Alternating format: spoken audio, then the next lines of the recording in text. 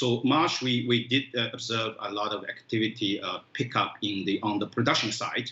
And for the second quarter, I would say that the key issue is that whether the China's domestic, particularly consumption demand, will also pick up. But overall, we think that China, the momentum will further improve in the second and third quarter.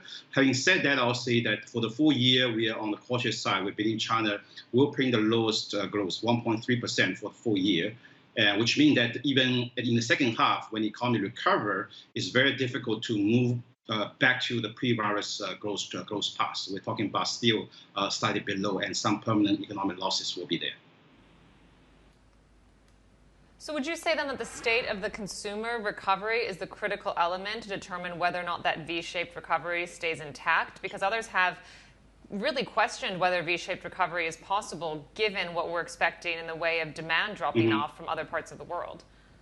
Yeah, absolutely. That the demand recovery or the normalization in the consumption, that's a key factor to think about the China's growth dynamics going forward.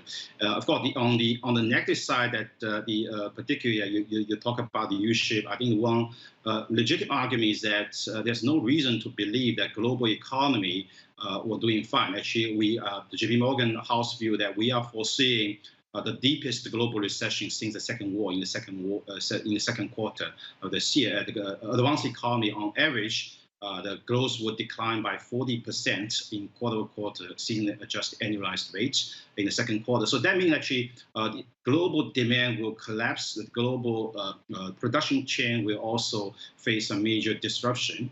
And from the spillover to China, not only we're talking about exports will collapse, but also it will further spill over to the bankruptcy of some export-oriented companies, increasing in unemployment rate and income losses. So that will put downward pressure on China's recovery.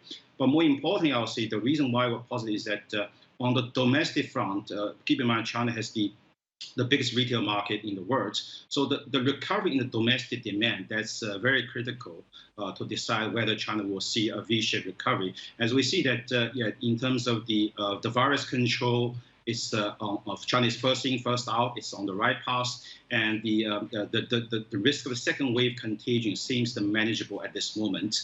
And we see the steady recovery in the activity, like I said, in March on the production side. Now the bottleneck is that the domestic consumption demand. And we think that the next few weeks, particularly the longer Labor Day holiday in early May, very important time point to assess whether China's domestic consumption indeed is actually recovering with the relaxation of the control measures. Hi, I'm Emily Tan, and thanks for watching CNBC. You can check out more of our videos by clicking on the boxes on the screen, and don't forget to subscribe to the channel for more. Thanks for watching.